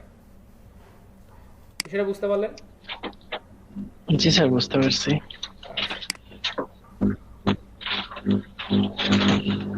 স্যার ব্রেক টাইম হয়েছে। ও আচ্ছা, ঠিক আছে। আচ্ছা, আমরা ব্রেক থেকে ফিরে আসি, দেন ব্রেক থেকে ফিরে এসে আর বাকি র্যাঙ্কিং ফ্যাক্টরগুলো নিয়ে কথা বলবো ইনশাল্লাহ। Okay sir. যেটা আসে যে 131 নম্বরে, যেটা যে কোয়ালিটি অফ লিঙ্কিং কন্টেন্ট, অর্থাৎ যে কন্টেন্টের সাথে আপনি আপনার ব্যাকলিংকটাকে লিঙ্ক করছেন বা আপনার সাইটটাকে আপনি লিঙ্কিং করছেন, এই কন্টেন্টটার আসলে কোয়ালিটি কেমন। অর্থাৎ যাদের সাথে আপনি ব্যাকলিংক করছেন সেই ওয়েবসাইটের কন্টেন্ট, মানে সেই ওয়েবসাইটের কোয়ালিটি কেমন, তাদের ডিএপিএ কেমন, এবং যে কন্টেন্টটাতে আপনি গেস্ট পোস্টিং বা ফোরাম পোস্টিং এর মাধ্যমে আপনি ব্যাকলিংক নিচ্ছেন, সেই কন্টেন্টটার অ্যাকচুয়ালি কোয়ালিটিটা কেমন। যদি ভালো হয়, ওয়েল রিটেন হয়, রিডেবিলিটি ভালো হয়, এসিও যদি খুব ভালোভাবে অপটিমাইজ করা থাকে, তাহলে অবশ্যই একটা ভালোর সাথে থাকলে আপনারটাকেও একটা ভালো হিসেবে কাউন্ট করা হবে। কারণটা হচ্ছে যে কথায় আছে না যে সৎ স্বর্গে স্বর্গবাস আর অসৎ সঙ্গে সর্বনাশ। তো লিঙ্কের ক্ষেত্রেও একই অবস্থা। যদি ভালো সাইট থেকে ব্যাকলিংক পান, তাহলে এটা অবশ্যই আপনার জন্য একটা পজিটিভ র্যাঙ্কিং ফ্যাক্টর হিসেবে কাজ করবে। আচ্ছা, এরপর বলছে সাইট ওয়াইড লিঙ্ক। সেটা বলছে যে সাইট ওয়াইড লিঙ্ক বলতে যে আপনার পুরো সাইটটা জুড়ে আসলে কতগুলো লিঙ্ক আছে, বা দেখা যাচ্ছে যে কতগুলো ব্যাকলিঙ্ক ক্রিয়েট করা আছে পুরো সাইটটা জুড়ে। শুধুমাত্র আপনি একটা পেজকে ব্যাকলিঙ্ক করতেছেন বা একটা আপনার যে হোম পেজ আছে এটাকে ব্যাকলিঙ্ক করতেছেন, এরকমটা আসলে উচিত না। আমাদেরকে পুরো মানে আমাদের পুরো সাইটটা জুড়ে তো বিভিন্ন ধরনের কন্টেন্ট থাকে। তো বিভিন্ন ধরনের কন্টেন্ট, যেটা যে কন্টেন্টের সাথে যে সাইটটা রিলেভেন্ট তাদের সাথে আমরা ব্যাকলিঙ্ক ক্রিয়েট করব, এবং যে কন্টেন্টের সাথে যে কন্টেন্টগুলো রিলেভেন্ট একদম এক্স্যাক্টলি সেই জায়গাগুলোতে আমরা ব্যাকলিঙ্ক ক্রিয়েট করার চেষ্টা করব। তো এটাকে বলছে সাইট ওয়াইড লিঙ্কস। আসলে সাইট ওয়াইড কতগুলো লিঙ্ক আছে এবং সেগুলো সবগুলো রিলেভেন্ট কিনা এবং যথাযথ জায়গায় আছে কিনা, এটা হচ্ছে আমাদেরকে দেখতে হবে। আচ্ছা, এরপরে যে র্যাঙ্কিং ফ্যাক্টরগুলো আছে বলছে যে ইউজার ইন্টারাকশন। এখানে বলছে প্রথমে র্যাঙ্ক ব্রেন। তো বলছে যে rank brain is a Google artificial intelligence algorithm. Many believe that it is main purpose to measure how user interact with the search result. আচ্ছা, এটা বলতেছে যে র্যাঙ্ক ব্রেন হচ্ছে গুগলের একটা আর্টিফিশিয়াল ইন্টেলিজেন্সের একটা অ্যালগোরিদম। এইটা অ্যাকচুয়ালি মেজার করে কিভাবে হচ্ছে ইউজাররা আমাদের এই কন্টেন্টগুলোর সাথে বা আমাদের সাইটটার সাথে তারা ইন্টারাক্ট করছে। যদি তারা খুব ভালোভাবে ইন্টারাক্ট করে বা খুব ভালোভাবে এটাকে অবজার্ভ করে বা কন্টেন্টগুলো বারবার পড়ে, দেন এটাতে অবশ্যই র্যাঙ্ক ব্রেইনে আমাদের সাইটটা একটু ভালো র্যাঙ্কে থাকবে। এটা আমাদের জন্য অবশ্যই একটা পজিটিভ র্যাঙ্কিং ফ্যাক্টর হিসেবে কাজ করবে। আচ্ছা, এরপর যেটা বলছে organic click through rate for keyword. এটা একটা গুরুত্বপূর্ণ বিষয় যে organic click through rate for a keyword. আপনি আপনার সাইটে বা আপনার কন্টেন্টে যে কিওয়ার্ডটা ইউজ করতেছেন, এইটা গুগলে সার্চ করার পর আপনার সাইটটাতে কতগুলো ট্রাফিক আসতেছে। অর্থাৎ আপনি আপনার সাইটটাকে অপটিমাইজ করলেন, সুন্দরভাবে গুগলে র্যাঙ্ক করালেন একটা স্পেসিফিক কিওয়ার্ডের জন্য। এখন আপনার সাইটটা র্যাঙ্ক হলো 10 নাম্বার মানে পজিশনে, গুগল সার্চের প্রথম পেজের 10 নাম্বার পজিশনে আপনার সাইটটা র্যাঙ্ক হলো। এখন সবাই যদি হচ্ছে আপনার কিওয়ার্ডটা সার্চ করে অর্গানিক ওয়েতে আপনার এই 10 নাম্বার সার্চ রেজাল্ট থেকে যদি আপনার ট্রাফিক আসে, বা দেখা যাচ্ছে 10 নাম্বার পজিশনে আপনি আছেন কিন্তু তারপরও ট্রাফিক আসতেছে, এটা একদম অর্গানিক ওয়েতে এখানে ট্রাফিক আসছে। তো এইটা যদি বেশি হয় বা যদি অর্গানিক ওয়েতে বা কিওয়ার্ড সার্চ করে অর্গানিক ওয়েতে যদি আপনার সাইটটাতে ট্রাফিক বেশি আসে, তাহলে অবশ্যই আপনার সাইটটা র্যাঙ্কিংয়ে প্রথমের দিকে যাবে, অর্থাৎ এই পজিশনটা সামনের দিকে যাবে আর কি। আচ্ছা, এখানে কিছু এক্সাম্পল দেওয়া আছে। আচ্ছা, এরপর বলছে যে organic click through rate for all keywords. এটা বোঝাচ্ছে যে আপনাদের ওয়েবসাইটে তো শুধুমাত্র একটা কিওয়ার্ড থাকবে না, হয়তো দেখা যাচ্ছে একটা পেজের জন্য একটা মেইন কিওয়ার্ড আছে, প্রত্যেকটা পেজের জন্য একটা করে আলাদা কিওয়ার্ড থাকবে, ক্যাটাগরি থাকবে, কন্টেন্টের জন্য একটা করে মেইন কি ফ্রেজ থাকবে। তো এখানে দেখতে হবে যে অর্গানিক্যালি এই click through rate for all keywords, মানে সবগুলো কিওয়ার্ড, যে যতগুলো কিওয়ার্ড আপনি আপনার সাইটে ইউজ করছেন এইগুলোর জন্য আসলে অর্গানিক ক্লিক থ্রু রেটটা কেমন। যদি ক্লিক থ্রু রেটটা বেশি হয় তাহলে অবশ্যই গুগল এটাকে ধরে নিবে যে আপনার সাইটের প্রত্যেকটা পেজ, প্রত্যেকটা কন্টেন্ট ওয়েল অপটিমাইজড এবং হচ্ছে খুব ভালোভাবে এটাকে আপনি হচ্ছে এসইও করে গুগলে র্যাঙ্ক করছেন। তো তখন আপনাকে অবশ্যই একটা গুগল সার্চে পজিটিভ র্যাঙ্কিং হিসেবে এটা বা পজিটিভ র্যাঙ্কিং ফ্যাক্টর হিসেবে এই organic click through rate for all keywords এটা কাউন্ট করবে। আচ্ছা, এরপর বলছে বাউন্স রেট। বাউন্স রেটটা একটু গুরুত্বপূর্ণ বিষয়। সেটা হচ্ছে যে আপনি যখন গুগল সার্চে আসতেছেন, দেখা যাচ্ছে যে আপনি সার্চ দিলেন হচ্ছে ফোন ফোন প্রাইস লিখে আপনি সার্চ দিলেন। সার্চ দেওয়ার পর প্রথমে যে সাইটটা আসে মোবাইল দোকান। এখন এই মোবাইল দোকান ওয়েবসাইটটাতে আপনি হয়তো গতকাল ভিজিট করেছেন, খুব একটা ভালো এদের ইন্টারাকশন আপনার খুব একটা ভালো মনে হয় নাই। তো মোবাইল দোকানটা কিন্তু এখন প্রথমে আছে। এখন আপনি মোবাইল দোকানে গিয়ে এই ওয়েবসাইটটাতে গিয়ে ভিজিট করলেন, আপনার কাছে খুব একটা ভালো মনে হলো না তাদের সাইটটা। আপনি কি করলেন, বাউন্স করে গেলেন হচ্ছে এই যে জিএসএম এরিনা যেটা আছে, আপনি জিএসএম এরিনাতে গেলেন। এখন এই যে প্রথমের যে দুইটা তিনটা রেজাল্ট যে এখানে শো করছে আমাদেরকে, এইটার থেকে কিন্তু এই যে মোবাইল এরিনাতে বা জিএসএম এরিনাতে যখন আমরা গেলাম, বা দেখা যাচ্ছে যে মোবাইল ডট কম এইটাতে যখন আমরা গেলাম, তখন কিন্তু এইগুলো বাউন্স করে আমরা এই রেজাল্টটাতে আসলাম। তো আপনি গুগলের প্রথম সার্চের প্রথম রেজাল্টে আছেন, ভালো কথা, কিন্তু আপনার এখান থেকে যদি বাউন্স করে যদি ভিজিটররা যদি নিচের সার্চগুলোতে বেশি যায়, তাহলে বুঝতে হবে যে আপনার সাইটের কোয়ালিটিটা দিন দিন ডিক্রিজ করতেছে। তো এই বাউন্স রেটটা যদি বেশি হয়, তাহলে কিন্তু আমাদের সাইটটা র্যাঙ্কিংটা কিন্তু ফল করবে। আচ্ছা, এরপরে যেটা আছে যে ডিরেক্ট ট্রাফিক। ডিরেক্ট ট্রাফিক বলতে বোঝাচ্ছে যে এই যে মোবাইল দোকান ডট কম বা দেখা যাচ্ছে জিএসএম এরিনা ডট কম বা মোবাইল প্রাইস বাংলাদেশ, বা দেখা যাচ্ছে যে আরো কিছু সাইট আছে, একটু দেখি, যে মোবাইল দোকান ডট কো, এই ধরনের যে সাইটগুলো আছে এগুলোর নাম কিন্তু আমরা অনেকেই জানি। যে মোবাইল প্রাইসের বা দেখা যাচ্ছে মোবাইল প্রাইসগুলো সম্পর্কে যারা নিয়মিত আপডেট রাখি, তারা কিন্তু এই সাইটগুলোর নাম আমরা জানি। যদি আমরা কম্পিউটার প্রাইস যদি লিখি, তাহলে startech.com.bd সবার সামনে আসে। মোটামুটি এই startech.com এর নামটা অনেকেই জানে। তো অনেকেই যেহেতু জানে, বা তাদের ইন্টারাকশন বা তাদের ওয়েবসাইটের যে ইন্টারফেস, এটা যদি কারো কাছে বেটার মনে হয়, সে কিন্তু পরবর্তীতে ডিরেক্ট ওই ওয়েবসাইটের নেম বা দেখা যাচ্ছে ওয়েবসাইটের ডোমেনের যে ইউআরএলটা আছে ওইটা দিয়ে কিন্তু সে ডিরেক্ট ওই ওয়েবসাইটটা ভিজিট করবে। তো এখানে বলছে যে ডিরেক্ট ট্রাফিক, আপনার গুগলকে ইউজ না করে ডিরেক্ট আপনার ওয়েবসাইটের ইউআরএলটা ইউজ করে অনেকেই আপনার ওয়েবসাইটটা ভিজিট করছে। এটা অবশ্যই একটা পজিটিভ র্যাঙ্কিং ফ্যাক্টর, কারণ আপনি অনেক ভালো একটা ইম্প্যাক্ট তৈরি করতে পারছেন আপনার ভিজিটরদের মধ্যে, এবং তারা আপনার এটাকে বা আপনার এই সাইটটা সম্পর্কে তারা একটা ভালো একটা আইডিয়া রাখছে, যার কারণে ডিরেক্ট তারা আপনার সাইটটা ভিজিট করছে। অবশ্যই এটা একটা পজিটিভ র্যাঙ্কিং ফ্যাক্টর, এবং গুগল যদি এটাকে অবজার্ভ করতে পারে, তাহলে অবশ্যই আপনাকে সে গুগল র্যাঙ্কিং এর সামনের দিকে রাখবে। Repeat traffic. রিপিট ট্রাফিক বলতে যে এই যে আপনি আজকে মোবাইল প্রাইস খুঁজতেছেন বা কম্পিউটার প্রাইস খুঁজতেছেন, এখন আমরা কিন্তু যখন কম্পিউটার প্রাইস একদিন দেখি না, বারবার কিন্তু আমরা দেখি। তো আমরা যদি একটা ওয়েবসাইটে বারবার ভিজিট করি বা একদিন দুই দিন তিন দিন পর বা যখনই আমাদের প্রয়োজন হচ্ছে, তখনই যদি আমরা আবার ওই সাইটটাই নির্দিষ্ট একটা সাইটে যদি ভিজিট করি বারবার, তাহলে এইটা হচ্ছে ওই ওয়েবসাইটের জন্য আমরা হচ্ছে রিপিটেড ট্রাফিক। যদি আপনার ওয়েবসাইটে রিপিটেড ট্রাফিক বেশি থাকে, তাহলে গুগল বুঝতে পারবে যে হ্যাঁ, এখানে রিপিটেড ট্রাফিক আসছে, এর মানে এইখানে কন্টেন্টগুলো ভালো মানের আছে, যার কারণে এই যারা হচ্ছে ভিজিটর আছে এরা বারবার ফিরে ফিরে এখানেই আসছে। তো এটা একটা পজিটিভ র্যাঙ্কিং ফ্যাক্টর হিসেবে কাজ করে। আচ্ছা, এরপর যেটা আছে পোগোস্টিকিং। পোগোস্টিকিং এর যে বিষয়টা, এটা হচ্ছে যে স্পেশাল কাইন্ড অফ বাউন্স। একটু আগে আপনাদেরকে বললাম যে পোগোস্টিকিং বাউন্স এবং হচ্ছে পোগোস্টিকিং যে বাউন্সটা আছে, এইটার ক্ষেত্রে সেম বিষয়, যে আপনি এই যে বাউন্সের ক্ষেত্রেও যেমন যে প্রথম ওয়েবসাইটে রেখে দ্বিতীয় ওয়েবসাইটে আসলেন, এই পোগোস্টিকিং এর ক্ষেত্রে একই অবস্থা, যে আপনি প্রথম ওয়েবসাইটে না দেখে হয়তো দ্বিতীয় তৃতীয় চতুর্থ পঞ্চম এই সাইটটা আপনি ভিজিট করছেন, এটাকে বলতে হবে পোগোস্টিকিং। অথবা এরকম হতে পারে যে আপনি প্রথম সাইটটা ভিজিট করলেন, করার পর আপনি খুব দ্রুত বা 1 মিনিট 2 মিনিট সময়ের মধ্যে আপনি ওই সাইট থেকে বের হয়ে চলে আসলেন, এসে দ্বিতীয় সাইটটা ভিজিট করলেন, করার পর আপনি ওইটাও ভালো লাগলো না, আপনি ওটাকে ওই ট্যাবটা ক্লোজ করে দিলেন বা ওয়েবসাইট থেকে বের হয়ে চলে আসলেন।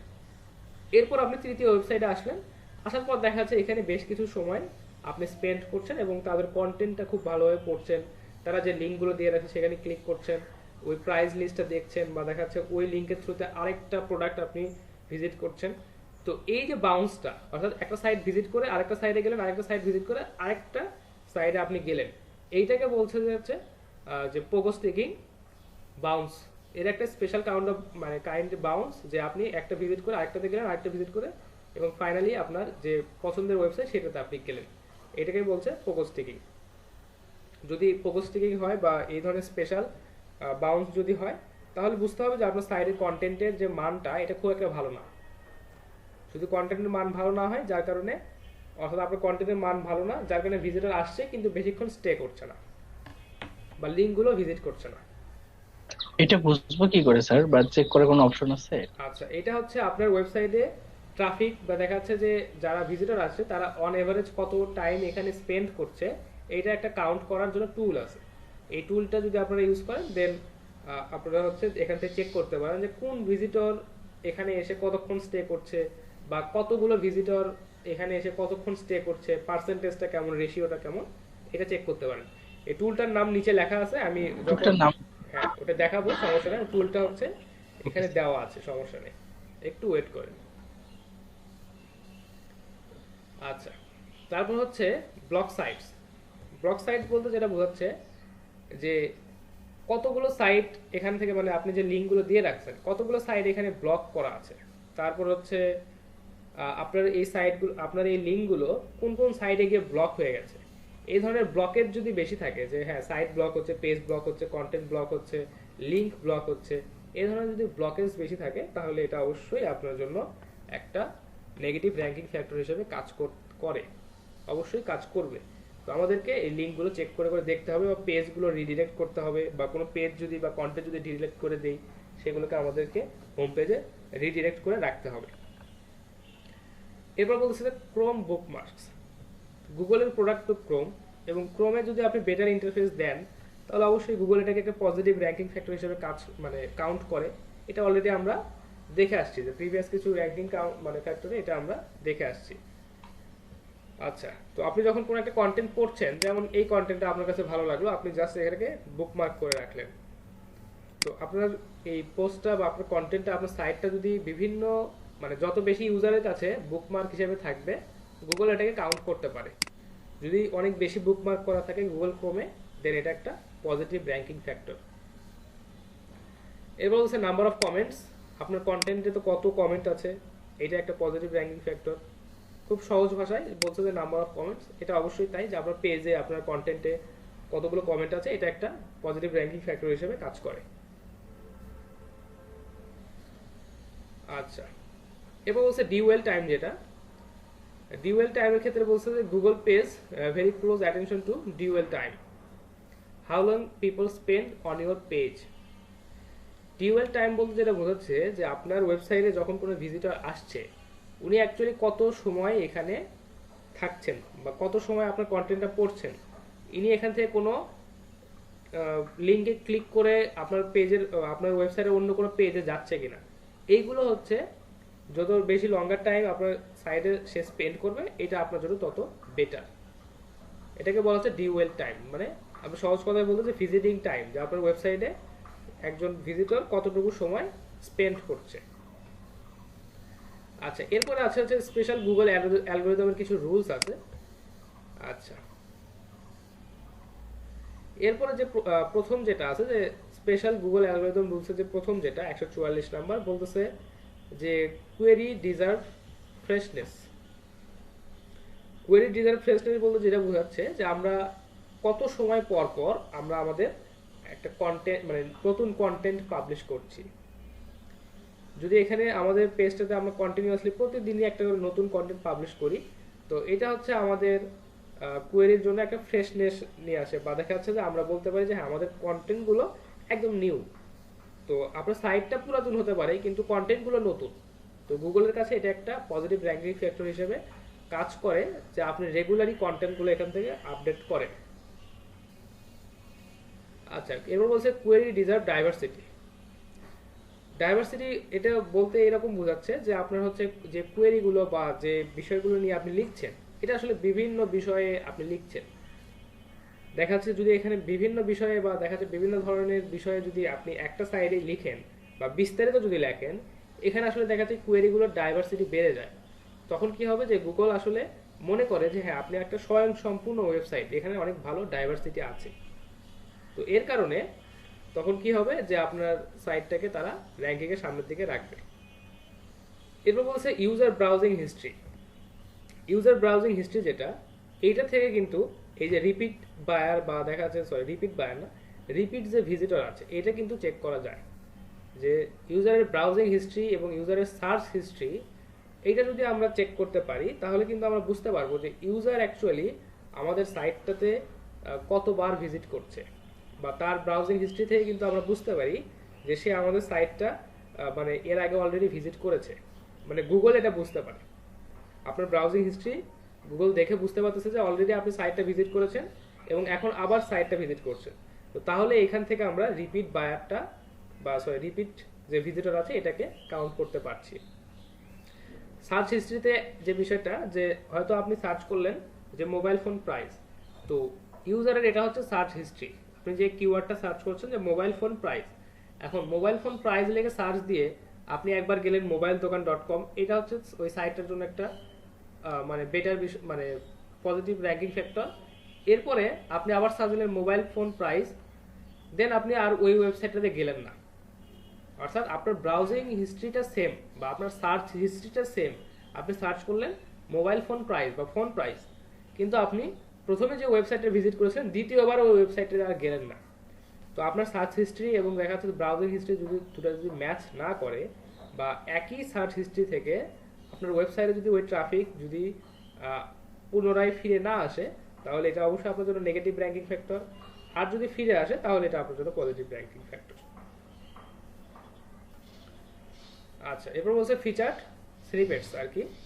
ফিচার স্নিপেটস যেটা বোঝায় যে আপনার কন্টেন্টের যে কোনো একটা পোর্শনকে বা একটা ছোট্ট একটা পার্টকে আপনি ফিচার হিসেবে রাখতে পারেন। একটু আগে আপনাদের মনে হয় বললাম, একটু কি জানি সার্চ করেছিলাম ভুলে গেলাম, যে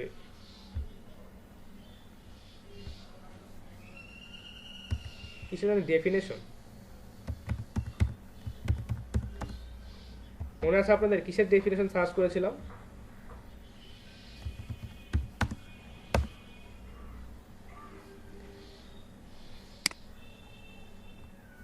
একটু আগে সার্চ করেছিলাম যে এসইও ডেফিনেশন। দেখেন এইখান থেকে আমাদেরকে যে রেজাল্টটা দেখাচ্ছে এটা হচ্ছে উইকিপিডিয়ার থেকে দেখাচ্ছে। তো এইখান থেকে একটা স্নিপেটস দেখাচ্ছে আমাদেরকে, অর্থাৎ একটা পোর্শন বা আপনার কোনো একটা কন্টেন্টের একটা নির্দিষ্ট ফিচার্ড স্নিপেটস আমাদেরকে এখান থেকে দেখাচ্ছে। তো আমাদের এই ফিচার স্নিপেট যদি ঠিকঠাকভাবে কাজ করে বা দেখাচ্ছে আমাদের এই ফিচার স্নিপেট যদি গুগল সার্চে যদি শো করে তাহলে এটা অবশ্যই আমাদের সাইটটার জন্য একটা পজিটিভ র্যাঙ্কিং ফ্যাক্টর হিসেবে কাজ করে। যেমন এখানে এই যে গুগলে যখন আমরা সার্চ করলাম যে এসইও ডেফিনেশন, তখন উইকিপিডিয়া থেকে একটা ছোট্ট একটা ফিচার পোর্শন বা ফিচার একটা স্নিপেট আমাদেরকে এখানে দেখাচ্ছে। এটা অবশ্যই উইকিপিডিয়ার জন্য একটা positive ranking factor. Jio targeting, এটা আসলে সবাই আপনারা বোঝেন যে আমরা যদি কোনো লোকেশনকে টার্গেট করি এবং দেখা যাচ্ছে যে যদি আমরা কোনো নির্দিষ্ট কান্ট্রির জন্য কাজ করি তাহলে গুগল অবশ্যই এটা আপনার জন্য একটা বেটার রেজাল্ট দিবে, যে আপনি যখন ওই মানে নির্দিষ্ট জিও টার্গেটেড এরিয়া থেকে যখন কেউ সার্চ করবে তখন ট্রাফিকটা আপনার ওয়েবসাইটে আসার সম্ভাবনা বেশি। আচ্ছা, সেফ সার্চের ক্ষেত্রে যে বিষয়টা হয় যে সার্চ উইথ কার্স ওয়ার্ড, আচ্ছা ঠিক আছে, এটা সেফ সার্চের ক্ষেত্রে যে আপনার ওয়েবসাইটটাতে যদি কোনো কার্স ওয়ার্ড বা দেখা যাচ্ছে কোনো অ্যাবিউজ বা দেখা যাচ্ছে অ্যাডাল্ট কন্টেন্ট যদি না থাকে তাহলে এটা আপনার জন্য বা আপনার সাইটটার জন্য একটা সেফ সার্চ হিসেবে কাজ করে। আর অনেক সাইটে গিয়ে দেখবেন যে আপনার কাছ থেকে পারমিশন চাচ্ছে যে আপনি কি অ্যাডাল্ট কিনা বা আপনার বয়স কি 18 বছরের ঊর্ধ্বে কিনা, তাহলে আপনি সাইটগুলো ভিজিট করতে পারবেন। এইগুলো অ্যাকচুয়ালি সেফ সার্চ না, এগুলো দেখবেন যে সার্চে খুব কম আসে এবং দেখা যাচ্ছে যে এই সাইটগুলোতে ডিরেক্ট ভিজিটর বেশি।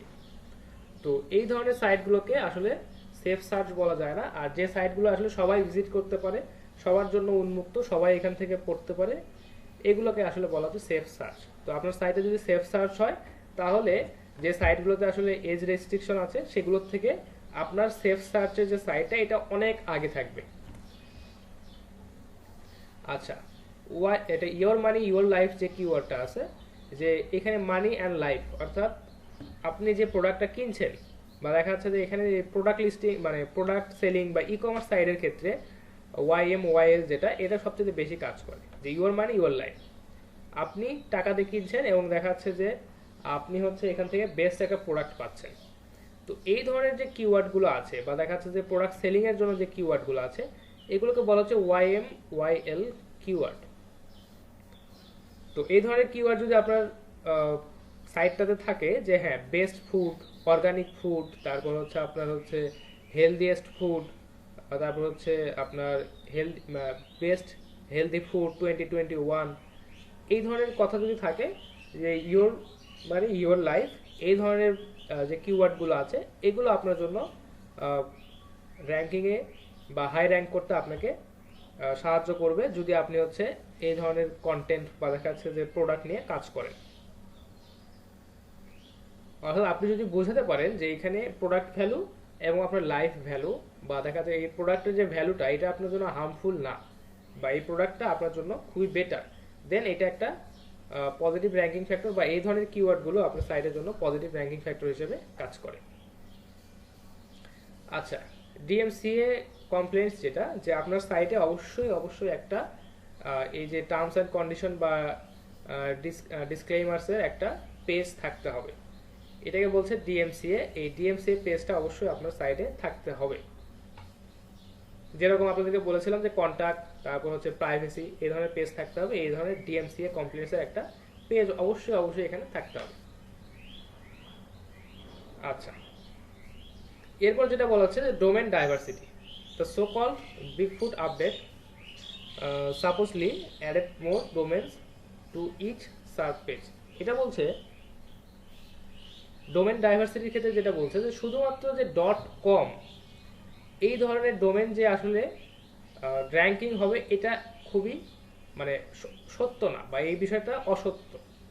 আপনার সাইটের কোয়ালিটি যদি ভালো হয় তাহলে .net বা .co বা দেখা যাচ্ছে .in বা দেখা যাচ্ছে কান্ট্রি লেভেল যে ডোমেনগুলো আছে এগুলো আগে র্যাঙ্কিংয়ে হবে। তো ডোমেন ডাইভার্সিটি এটা গুগল তাদের সার্চ পেজে রাখতে চায় যে ডোমেন ডাইভার্সিটি থাকবে, শুধু যে .com গুলোই যে শুধুমাত্র প্রথম পেজে থাকবে এরকম বিষয় না। তো গুগলও চায় যে ডোমেন ডাইভার্সিটি থাকুক, এবং এই ক্ষেত্রে তারা যে স্যার বিষয়টা আমি করে। একটা চ্যাট বক্সে দিছি, একটু দেখেন তো। আচ্ছা ঠিক আছে, এটা শেষ করি দেন দেখছি। তো ডোমেন ডাইভার্সিটির ক্ষেত্রে যে বিষয়টা, যে গুগল যেটা ট্রাই করে যে ডোমেনের ডাইভার্সিটি রাখার, অর্থাৎ শুধুমাত্র .com ডোমেনটাকে যে তারা র্যাঙ্ক করবে এরকম না, তারা চায় যে তাদের সার্চ পেজে যে ডোমেনগুলো আসছে এগুলোর ডাইভার্সিটি যেন বজায় থাকে। তো অনেকেই টার্গেট করে যে আমরা হচ্ছে .net নিয়ে কাজ করব, কারণ এই আমরা যে কিওয়ার্ডটা নিয়ে কাজ করছি এখানে যে কম্পিটিশনগুলো হচ্ছে বা যারা আমাদের কম্পিটিটর আছে এরা সবাই .com ইউজ করছে। তো আমরা চেষ্টা করব যে তাদের মতো কোয়ালিটিফুল কন্টেন্ট ইউজ করে আমরা .net নিব, যাতে করে এই গুগলের ডাইভার্সিটি বা ডোমেন ডাইভার্সিটির কারণে আমরা ফার্স্ট পেজে র্যাঙ্ক করতে পারি। এটা একটা টেকনিক। আচ্ছা, এরপরে যেটা আসছে যে ট্রানজ্যাকশনাল সার্চেস। ট্রানজ্যাকশনাল সার্চেস বলতে যেটা বোঝাচ্ছে যে অনেক সময় দেখবেন যে ফ্লাইটের ক্ষেত্রে যদি চিন্তা করি, ফ্লাইট বা দেখা যাচ্ছে যে আপনার ক্রিকেট ম্যাচ চলতেছে, বা দেখা যাচ্ছে যে অনেক সময় আপনার হচ্ছে কোন একটা মানে ট্রেনের যে শিডিউল আছে এইগুলোতে দেখা যাচ্ছে যে কিছু ট্রানজ্যাকশনাল সার্চেসের আওতায় আসে, যে আপনি একটা এয়ারপোর্টের বা একটা এয়ারলাইন্সের যে শিডিউলটা আছে এটা দেখার জন্য আপনি সার্চ করতেছেন, এখানে টাইমটা দেওয়া থাকে। আবার দেখা যাচ্ছে ক্রিকেট ম্যাচ যখন লাইভ চলে আপনি দেখা যাচ্ছে ক্রিকেট ম্যাচ লিখে সার্চ দিবেন, বা দেখা যাচ্ছে বাংলাদেশ ভার্সেস ইন্ডিয়া এভাবে সার্চ দেখবেন যে ওইখানে লাইভ আপনাদেরকে স্কোরটা দেখাচ্ছে। এটা একটা বিষয়। আরেকটা আছে যে এই যে কনভার্ট করার ক্ষেত্রে দেখবেন আপনারা যখন সার্চ দিবেন যে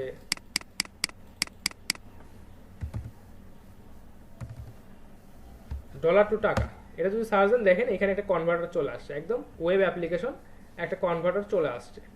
এটা wise.com এর একটা কারেন্সি কনভার্টার, একদম গুগল সার্চে একদম ডিরেক্ট এখানে দেখাচ্ছে আমাদেরকে। আমরা যদি এখানে দেন 5 USD 422 টাকা,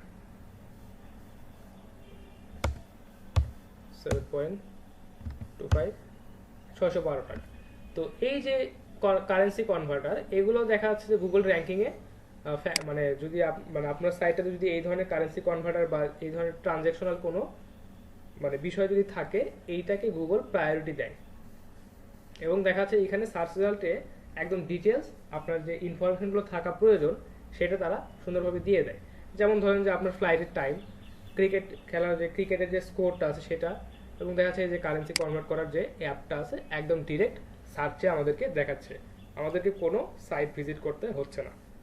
যদি আপনার সাইটে এই ধরনের যদি কোনো ফ্যাসিলিটি থাকে তাহলে অবশ্যই এটা আপনার সাইটের জন্য একটা পজিটিভ র্যাঙ্কিং ফ্যাক্টর, এবং যদি আপনি এটাকে ভালোভাবে অপটিমাইজ করতে পারেন তাহলে একদম গুগল র্যাঙ্কিংয়ে বা গুগল সার্চের একটা টপে থাকবে। আচ্ছা, এরপর যেটা বলছে যে লোকাল সার্চেস, লোকাল সার্চ নিয়ে অনেক কথা বলা হয়েছে। লোকাল এসইও, লোকাল সার্চ কিভাবে করে, কিভাবে কাজ করে, এগুলো নিয়ে অনেক কথাবার্তা বলা হয়েছে যে লোকাল সার্চ আপনাদেরকে কিভাবে হেল্প করবে, কম্পিউটার কিভাবে অ্যানালাইসিস করবেন।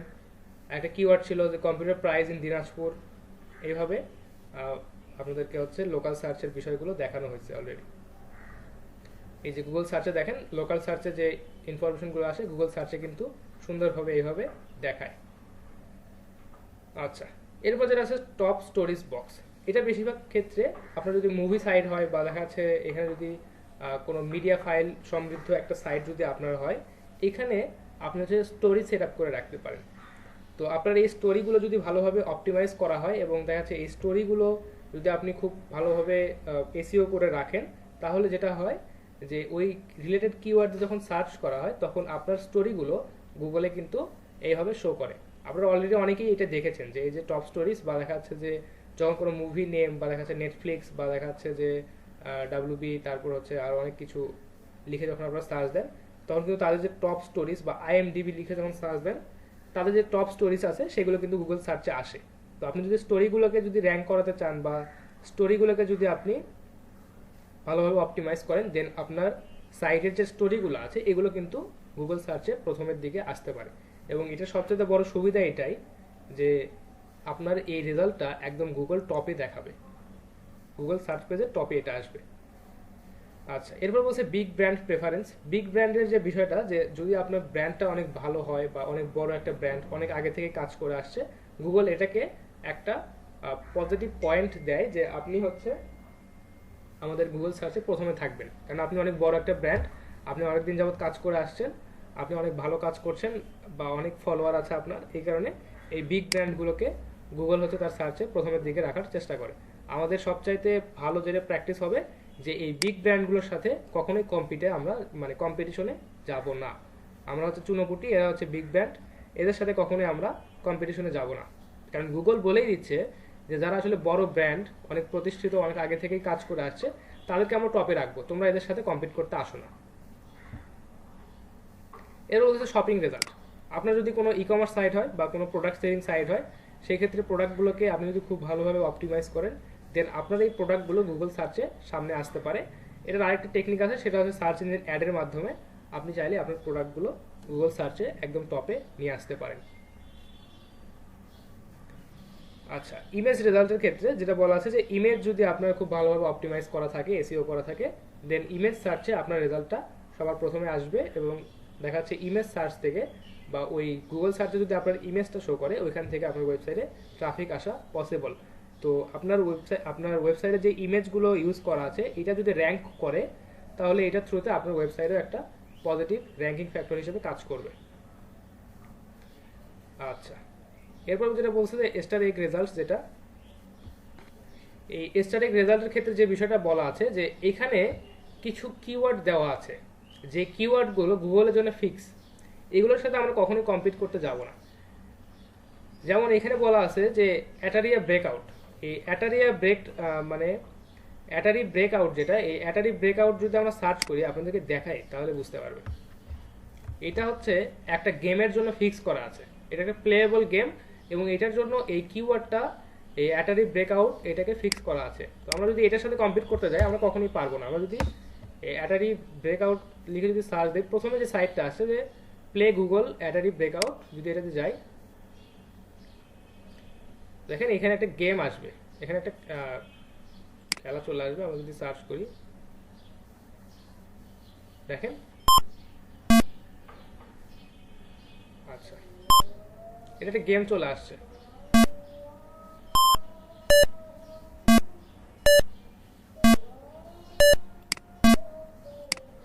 তো এই ধরনের কিওয়ার্ড কিছু ফিক্স করা আছে, এগুলোকে বলা হচ্ছে যে স্টার এগ রেজাল্ট। অর্থাৎ আপনি হচ্ছে প্লেয়েবল গেম বা ইউজেবল ওয়েবসাইট বা দেখা যাচ্ছে যে আপনার হচ্ছে এই লেআউট আছে যেগুলো আপনি নিজের মতো করে অপটিমাইজ করতে পারবেন। এই ওয়েবসাইট এবং এই কিওয়ার্ডগুলোকে বলা হয় যে এস্টারেক রেজাল্টস।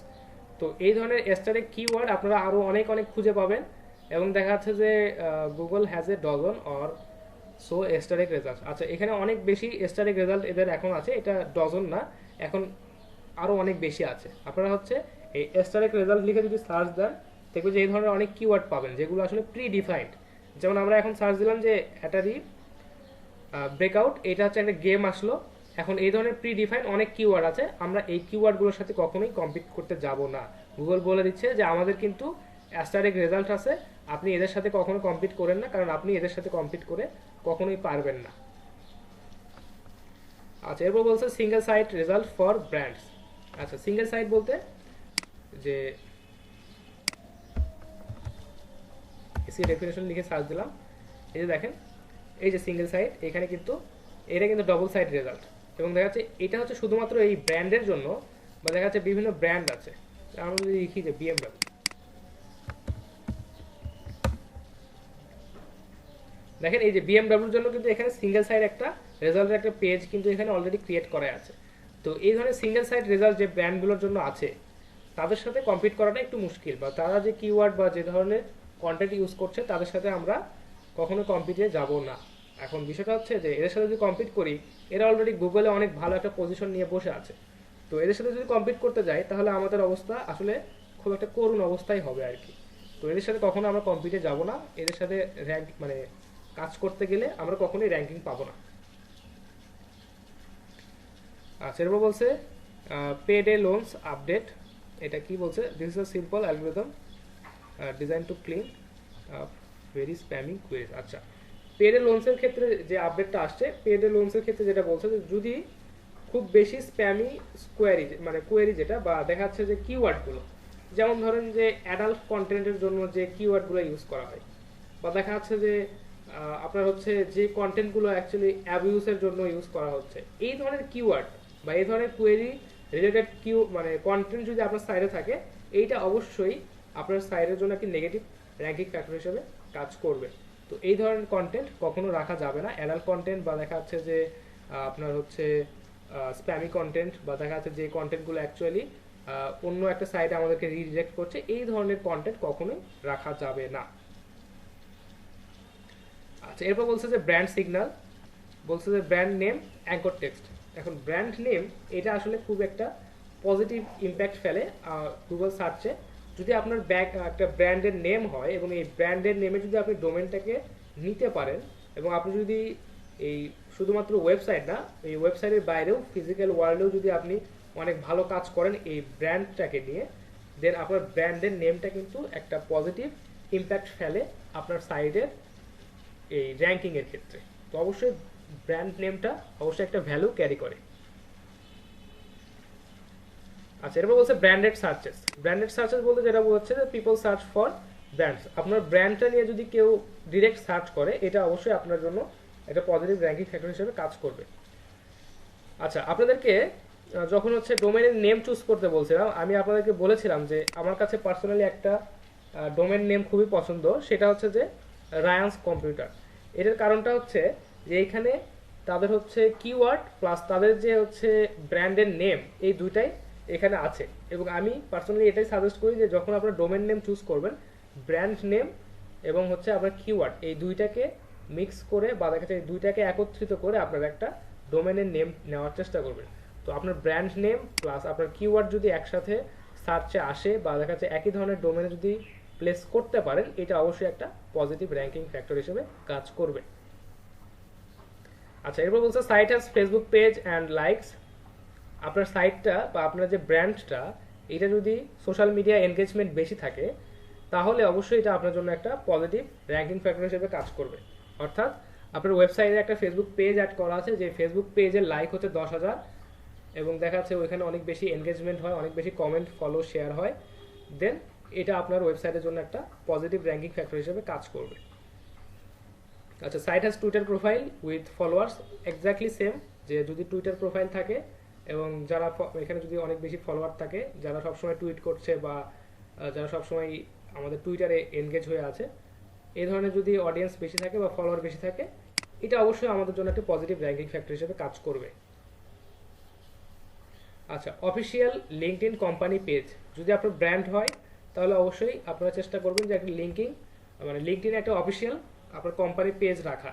সেখানে সব ইনফরমেশন থাকবে, কোম্পানির সাইজ, কোম্পানির কোয়ালিটি, কোম্পানির কোয়ান্টিটি, কোম্পানির রেভিনিউ, কোম্পানির বাজেট, সব কিছু দিয়ে একটা কোম্পানির পেজ আপনারা ক্রিয়েট করে রাখবেন সুন্দরভাবে, এবং এইটা অবশ্যই আপনার সাইটের জন্য একটা পজিটিভ র্যাঙ্কিং ফ্যাক্টর হিসেবে কাজ করবে।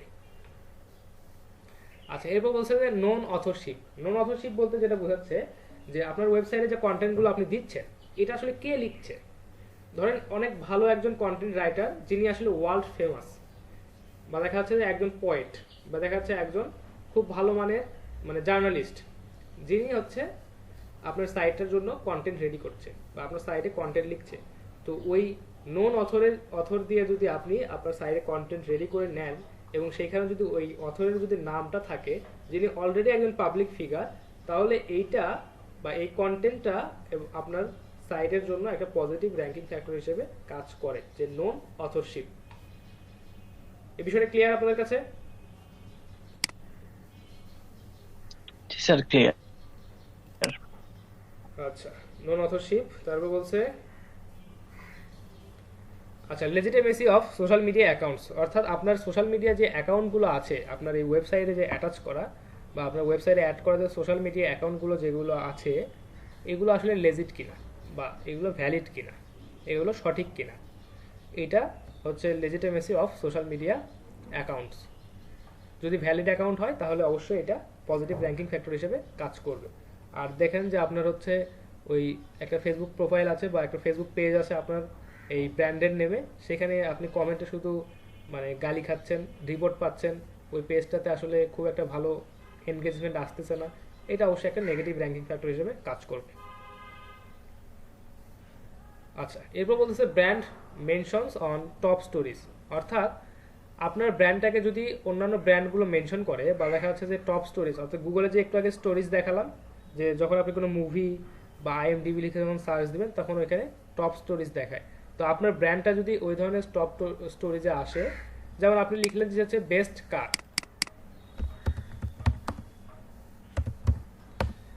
অ্যান্ড বেস্ট কার লেখার পর দেখেন এখানে স্টোরিতে হয়তো আপনার ব্র্যান্ডটা চলে আসলো, বেস্ট কার লিখে সার্চ দিলেন আপনার স্টোরিতে বা আপনার এই গুগল স্টোরিতে আপনার ওই ব্র্যান্ডটা চলে আসলো, তাহলে এটা অবশ্যই একটা পজিটিভ র্যাঙ্কিং ফ্যাক্টর হিসেবে কাজ করবে।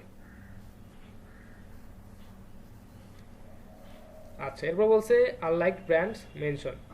এখন আপনাকে হচ্ছে যে ব্র্যান্ডগুলো আপনার সাথে সিমিলার তারাও মেনশন দিচ্ছে, যারা সিমিলার না তারাও মেনশন দিচ্ছে।